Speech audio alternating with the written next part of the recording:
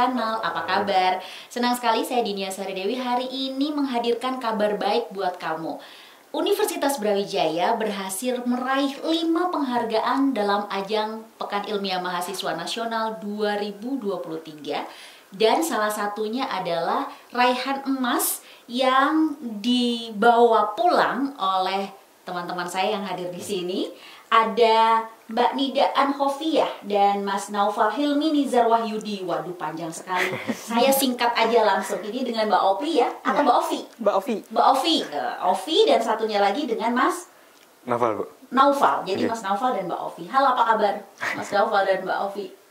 Sehat? Sehat, Sehat ya. Wah, gimana? Ini wajahnya tampak sumringah gitu ya, teman kanal ya. Ini kalau kita memanggil audiensnya kanal 24, teman kanal 24, Mbak Ovi dan Mas Naufal gitu.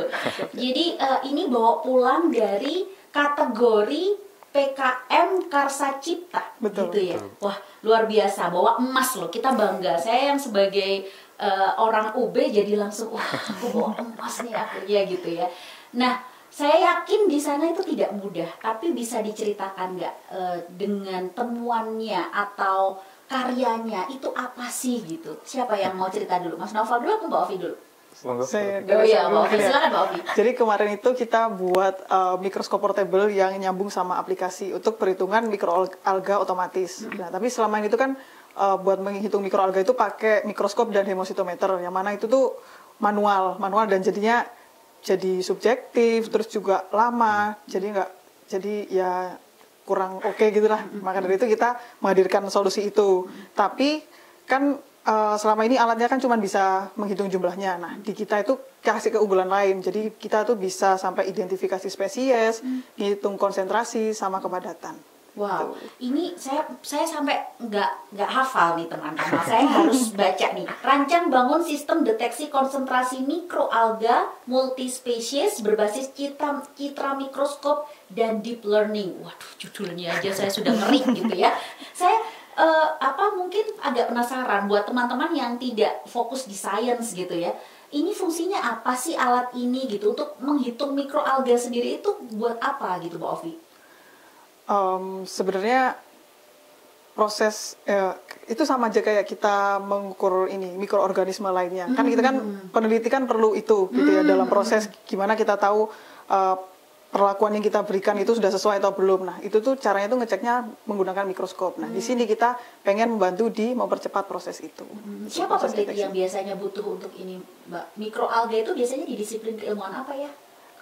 Bisa mikroalga itu luas sebenarnya pemanfaatannya gitu. Jadi bisa masuk ke pangan gitu. Jadi industri pangan tuh bisa mikroalga itu bisa dipakai untuk sebagai sumber makanan. Kemudian di perairan itu juga bisa karena mikroalga itu perannya itu sama kayak tanaman di daratan. Tapi dia tuh ada di laut gitu. Jadi dia itu produsen primer.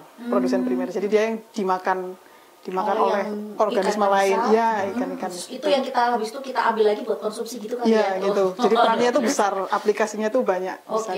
Beragam. Nah, Mbak Ovi ngomong-ngomong dari fakultas apa, Mbak? Fakultas Teknologi Pertanian. Fakultas Teknologi Pertanian, luar biasa. Kalau Mas apa? Saya dari Fakultas Teknik, Bu. Loh, Fakultas Teknik, berarti ini multidisiplin gitu ya? Satu tim ada berapa kalau boleh tahu? Ada 5, Bu. Ada 5? Iya, yang 4 dari FTP, terus yang 1 lagi dari FT, Bu. Wah, yang FT ganteng sendiri lagi. Iya. Terus perannya dari Mas Naufal apa nih? Kalau yang dari saya kemarin tuh, saya bikin alatnya itu, Bu. Terus kayak nyusun elektrikalnya, kemudian mekanikalnya. Pokok intinya bagaimana alat ini tuh bisa berjalan dan bisa digunakan dengan baik gitu, Bu. Oke. Berapa lama proses untuk pengerjaan alat ini? Ya, sekitar 2-3 bulan gitu sih, Bu. Mulai kapan itu, Mas? Mulai habis dapat dari pendanaan, Bu. Oke. Iya. Jadi pendanaan itu didapat bulan... Kan mulainya dari awal tahun ya? Iya, awal tahun itu ngajukan proposalnya. Kalau pendanaannya bulan Juni itu, Bu, baru turun dananya dari UB sama Simbol Mawa, Bu. Wah, jadi Juni langsung fokus untuk penelitian itu sampai kemudian jadi alatnya gitu. Betul. Ujinya gimana? Cara pengujian bahwa it works gitu. Ini bekerja itu gimana? Kalau kemarin itu sempat melakukan 4 pengujian, Bu. Nah, salah satunya itu kita melakukan uji implementasi, Bu. Jadi alat ini itu diimplementasikan kita kerjasama di FPIK juga. Nah, terus di sana itu ada lab semacam mikroalga gitu. Nah, kita tes di situ. Nah, kebetulan dosennya di FPIK itu jadi researcher juga, Bu. Di perusahaan mikroalga juga, di Indoalgae namanya. Oh, Bapak Arifin, kalau mungkin Ibu kenal. Iya. Nah itu dia juga berfokus ke mikroalga juga Bu, tepatnya chlorella sama spirulina Bu. Chlorella sama spirulina. Iya. Saya kayak sempat dengar itu untuk produk kesehatan gitu Iya, ya, iya, chlorella Pak. bisa juga. spirulina ya, banyak Pemanfaatannya di situ. banyak memang mikroalga itu. Oke, ini kalau boleh tahu pembimbingnya siapa nih, bisa bikin mahasiswanya jadi nemu yang keren-keren gini tuh siapa, kalau boleh cerita Mbak Ovi? Pak Dimas Firmanda Dari dari FTP. Oh, iya. Jadi Pak Dimas yang membimbing semua satu tim ini Iya. untuk akhirnya Iya. menghasilkan itu. Betul. Iya betul. Wah, luar biasa ya teman kanal ya. Saya jadi kita tuh punya optimis yang besar gitu ya, bahwa para peneliti-peneliti muda itu bakal menghasilkan karya-karya yang keren-keren gitu. Nah, ini kan kemudian dibawa ke Pekan Ilmiah Mahasiswa Nasional gitu ya, final lah istilahnya ya, sampai ke sana. Itu seperti apa prosesnya di sana? Saya yakin kompetitornya pasti ketat sekali gitu. Iya. Gimana prepare-nya teman-teman sampai di sana bisa membawa emas pulang gitu? Kalau Mas Novel gimana? Kalau kemarin tuh di hari pertama itu kita registrasi Bu, kayak nyiapin buat name tag, kemudian kita nyiapin poster-posternya itu. Terus di hari kedua itu kita nyiapin PPT-nya Bu. Terus kemarin tuh sempat ada kendala sih dari panitianya tuh. Kalau kita anak mahasiswa kan biasanya Microsoft Office-nya kan versi terbaru gitu kan Bu.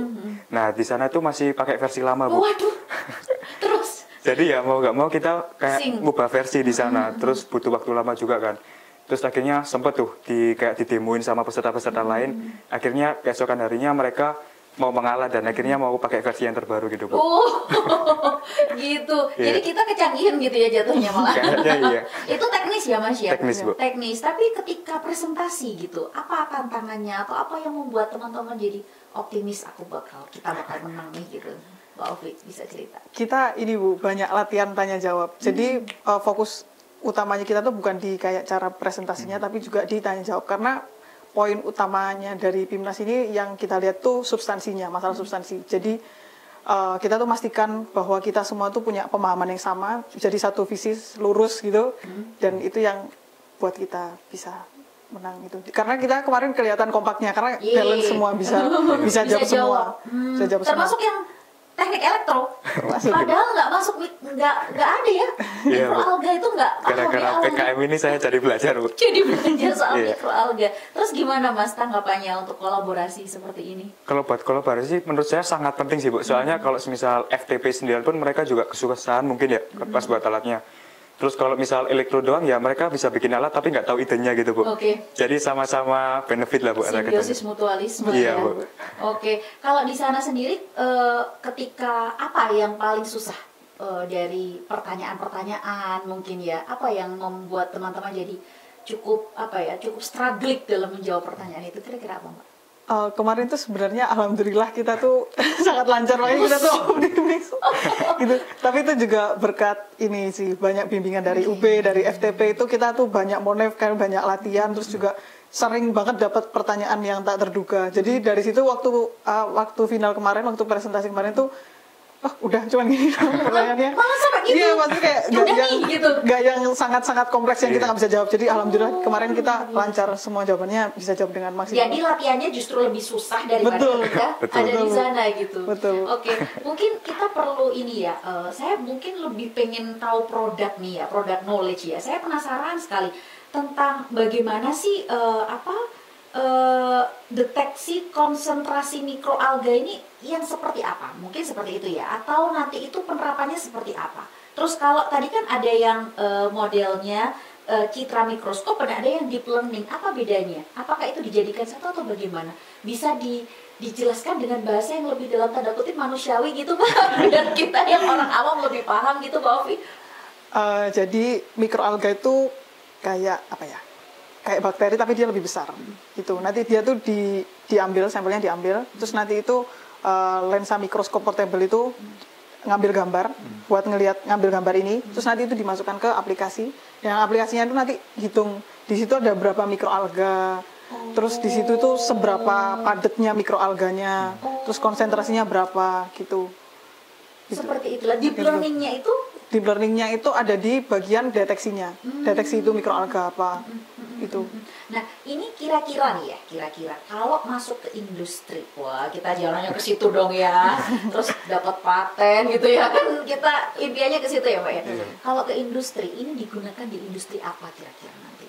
Yang bisa mengadopsi teknologi ini, terus kemudian digunakan secara masif gitu seperti apa? Sebenarnya kalau buat target industri kita udah nyiapin target Bu, beberapa target. Nah salah satunya juga yang di Pasuruan itu Bu, punyanya temannya Pak yang di FPIK itu Bu. Nah terus yang salah 2 salah 3-nya itu ada di Klaten Bu, sama Salah 2 Semarang. salah 3. Jadi Pasuruan, ada di Klaten, terus Salah satunya Di mana? Semarang. Semarang Bu. Semarang. Ini Iya. perusahaan apa? Perusahaan yang Industri memang bergerak di mikroalga. industri mikroalga Bu. Jadi Oh ada ya? Iya. ada Bu. Saya baru tahu loh. Itu untuk apa itu, Mas, fokusnya? Biasanya kayak kosmetik, kemudian bisa energi, macam-macam Bu. Kadang juga ada Pangan yang juga. bagian sumber pangan kayak bubuk gitu kan. Oh. Nah itu biasanya dilarutin ke makanan juga bisa Bu.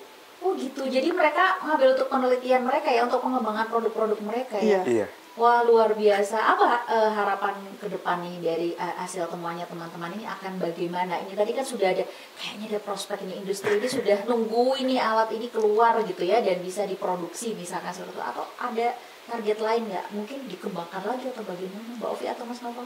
Mungkin ini sih Bu, kalau saya kan sebagai mahasiswa masih belum terbiasa gitu kan Bu, bagaimana tender dengan industri seperti apa. Ya mungkin pihak UB bisa menjembatani itu lah Bu, atau bisa ngasih tahu gimana caranya gitu. Terus mungkin ya dibantu buat pendanaan sama pitching-pitching investor gitu Bu. Pitching investor. Rencananya seperti itu Bu. Kalau Mbak Ovi sama tim ini rencananya apa ke depan targetnya? Ini kan kita juga ada sosial media sebagai salah satu luaran dari program PKMKC ini. Nah itu tuh jadi juga salah satu media kita bisa menyambungkan antara kita dengan orang-orang yang tertarik dengan alat yang kita buat seperti itu. Jadi Oke. itu bisa buka kolaborasi. Wah, menarik. Mungkin satu hal atau closing statement nih ya di perbincangan kita yang cukup singkat ini, tapi semoga bermanfaat dan menginspirasi nih buat teman-teman kanal di sana. Apa sih yang mungkin pesan gitu ya bagi mahasiswa saat ini gitu ya, yang kayaknya semuanya serba instan, serba mudah gitu. Tapi bagaimana mereka juga tetap berproses gitu ya, tertarik ke dunia penelitian, ke dunia pembuatan karya-karya seperti yang teman-teman lakukan ini. Itu apa yang memotivasi, terus pesannya untuk teman-teman di luar sana untuk ayo dong kita sama-sama gitu membuat sesuatu, berkarya dan bermanfaat buat semua. Seperti apa Mbak Ovi dulu, mungkin habis itu Mas. Oke. Sekarang kan gimana akses makin gampang ya, buat akses ke pendidikan, ke akses ke apapun itu makin gampang. Nah itu jadi kesempatan besar buat kita bisa berkembang. Dan juga ikut program-program seperti PKM ini itu tuh jadi kesempatan besar buat meningkatkan skill, nggak cuma penelitian tapi banyaklah leadership juga, terus juga kerjasama, komunikasi, terus juga critical thinking, banyaklah saya dapat ilmu banyak dari sini. Jadi ayo ikut PKM. Gitu ya. Jadi nggak hanya fokus ke penelitiannya aja. Iya. Kalau Mas Iya. Novel, Mungkin gini Bu, buat mahasiswa kan banyak, bahkan ribuan atau jutaan kan banyak mahasiswa Bu. Tapi nggak semua mahasiswa itu bisa sukses Bu. Jadi kita itu sebagai mahasiswa harus ada satu nilai yang berbeda dari mahasiswa lain. Nah salah satunya itu ya mengikuti program ini mungkin. Jadi secara nggak langsung kita itu udah punya nilai plus daripada mahasiswa yang lain Bu. Dibanding mahasiswa yang emang kayak kupu-kupu kuliah pulang gitu. oh gitu. Iya. Nah, kan Berarti kamu nggak saya nggak pernah pulang. pernah pulang. Terus Mas Novel? Nah itu mungkin melalui program BKM ini mereka itu seenggaknya punya nilai plus lah Bu. Mereka punya kayak portofolio, pernah riset, kemudian pernah ngerjain apa, itu bakal jadi nilai plus mereka. Oke, jadi pesannya itu ya teman kanal, kita sebagai mahasiswa mumpung masih muda ada kesempatan, gunakan kesempatan itu dan kita bisa meningkatkan value yang baik buat kita ke depannya. Saya Dinia Sari Dewi pamit undur diri, sampai jumpa di kabar baik dari kanal 24 berikutnya. Dadah!